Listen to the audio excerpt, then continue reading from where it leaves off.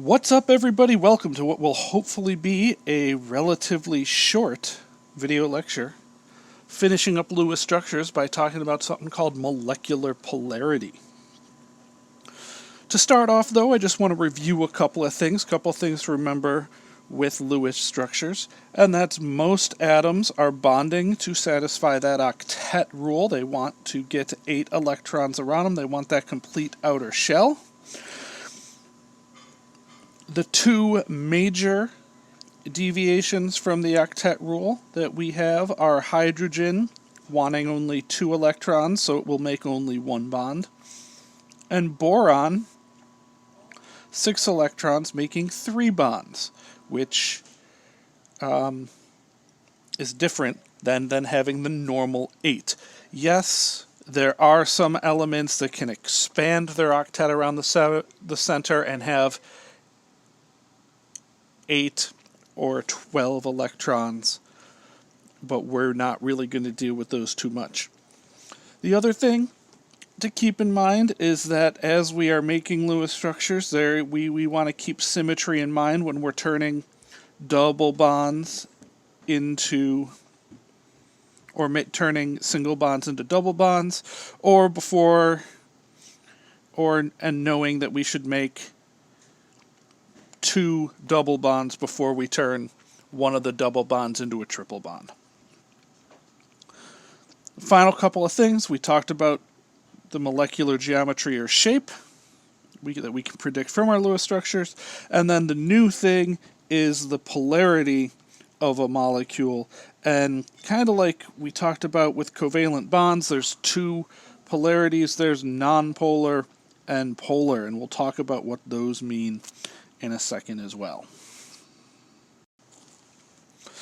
So in terms of molecular polarity, this is telling us the overall charge distribution in a molecule. I'm going to start off by talking about nonpolar molecules, because that's the one I put first. And so in a nonpolar molecule, there is an equal distribution of charge, equal distribution of electrons across the entire molecule. There are 2 conditions that need to be met to be able to tell whether or not you have something that is nonpolar. And if both of these conditions are not met, then the molecule is not nonpolar, or it is polar, which we'll talk about that in a second. So for something to be nonpolar, we pretty much need all atoms bonded to the center atom to be the same. All right. Another way of saying this is that there are no polar bonds, right? Or if there are polar bonds, it's the same polar bonds all the way across. So if everything bonded to that center atom is the same, and there are no lone pairs on the center atom, because a pair of lone electrons on the center atom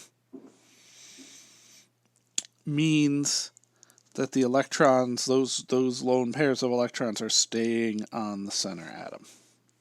All right, so if you have both of those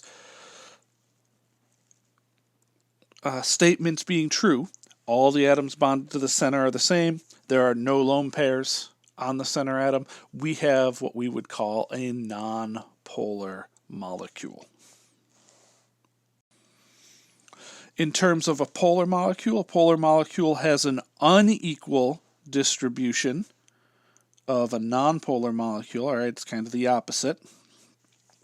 To identify these, well, these are molecules that don't follow along with the 2 rules, with one of the 2 rules for the nonpolar molecules. So, one of the things we can say is that there's at least one nonpolar covalent bond,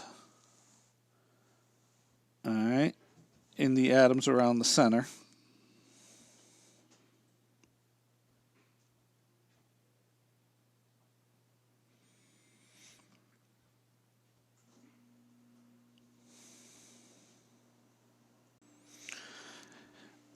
All right, so first thing, we need a nonpolar covalent bond.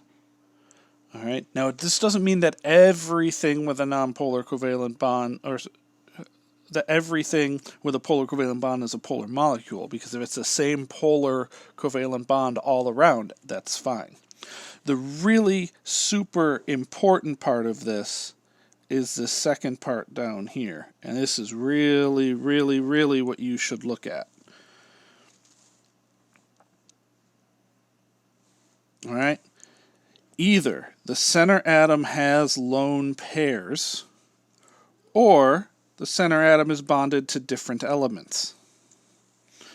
All right, and if the center atom's bonded to different elements, this means that there's probably a polar covalent bond.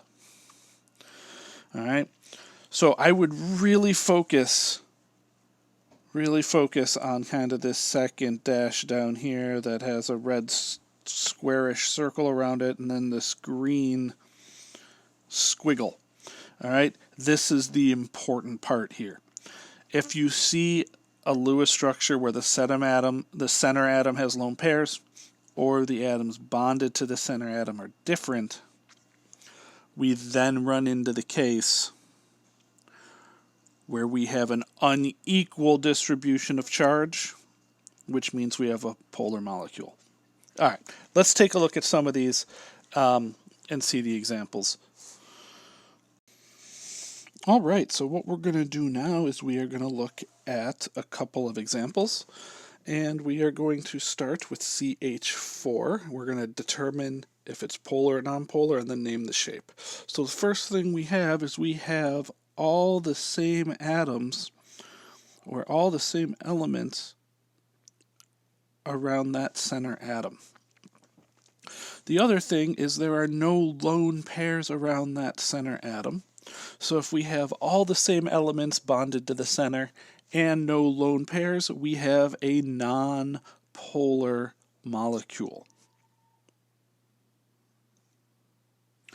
The other thing to look at is there are 5 total atoms in this picture.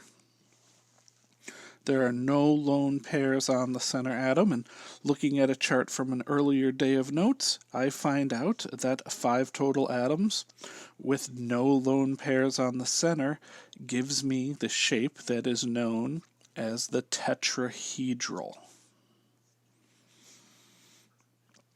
And that's what we have for CH4.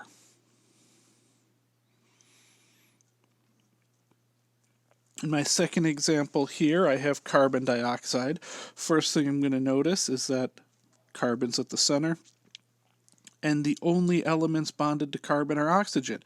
So it's all the same elements bonded to that center atom of carbon. And if I look at the carbon, there are no lone pairs on the carbon atom. So once again, just like example 1, I have all the same element, no lone pairs, so carbon dioxide is also a nonpolar molecule. In terms of the shape of the molecule, there's 1, 2, 3 total atoms.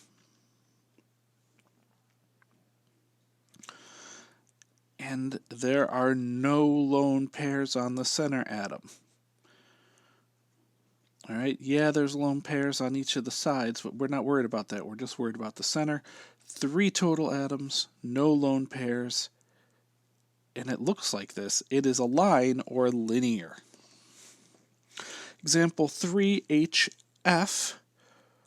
One of the first things I'm noticing is my F only has 2, 4, 6 electrons, so let's add in those other dots. So now it has 2, 4, 6, 8, so it has its full octet. I think those dots got cut off. Anyway, there's only 2 elements, and they're both different nonmetals. There's not exactly a center atom, but we have 2 different nonmetals. It's not H and C, it's H and F, so that means this is a polar bond. Well, if there's only one bond and that bond is polar, that means the entire molecule is polar as well. And then if I look, I have 2 total atoms. I don't have to do anything else. The only way you could arrange 2 atoms is in a linear shape. So this is also linear, just like back up in number 2. I forgot to box the 2, so we'll box that up real nice and neat there. In number 4, there are 3 fluorine atoms in boron trifluoride. Boron at the center. So the 3 fluorine atoms, well, those are all Fs. Those are all the same. So we have all same elements bonded to the center.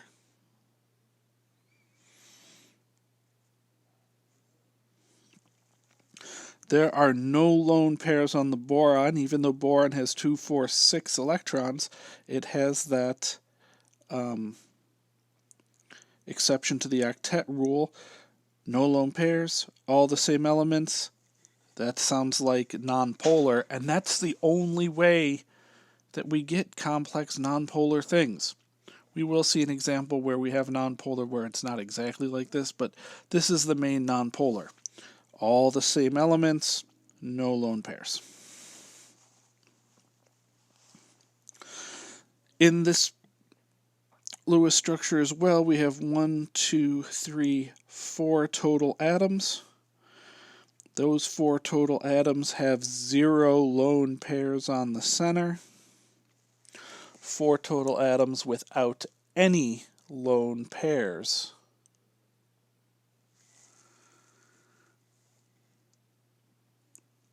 Is a trigonal. 4 total atoms, almost always trigonal. And because there's no lone pairs, they are trigonal planar.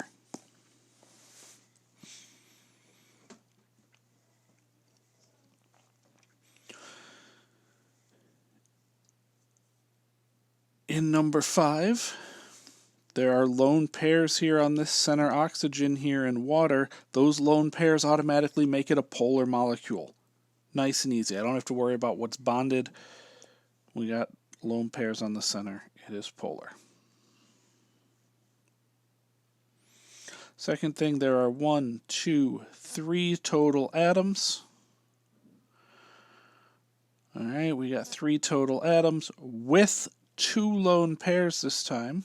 And it doesn't matter if you have 3 total atoms with 1 lone pair or 3 total atoms with 2 lone pairs.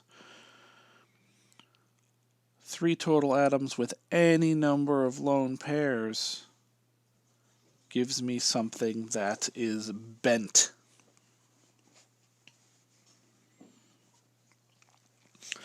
Number 6, we got chlorine, chlorine, chlorine, and hydrogen. So there are different elements bonded around the center. Well, those different elements bonded around the center means that I have something that is polar because I did not satisfy that all atoms around the center are the same. So it's a polar molecule. Next thing, I have 1, 2, 3, 4, 5 total atoms. There are no lone pairs around the carbon at the center. 5 total atoms, no pairs on the center. This is tetrahedral again.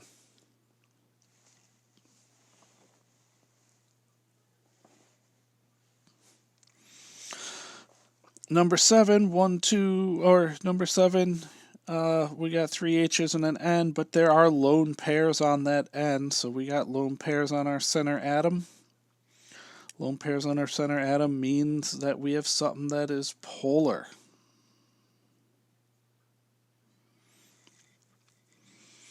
We also have 1, 2, 3, 4 total atoms. 3 H's and an N, so there are 4 total atoms. And as we have already discovered, there are lone pairs on the center. 1 lone pair on the center. 4 total atoms again gives us a trigonal, but this case we have the lone pairs, so it's a trigonal pyramidal. Those that lone pair pushes the other 3 bonds away and makes a little pyramid instead of a nice little fidget spinner shape of the trigonal planar.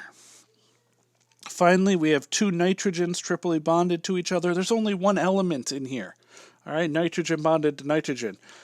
So the nitrogens are going to share equally. There's no polar bond, so this means that we have a non-polar shape. And any of the diatomics are non-polar. It's just the diatomic of nitrogen. The only diatomic with a triple bond. There are 2 total atoms. 2 total atoms will always, once again, lead to a linear shape.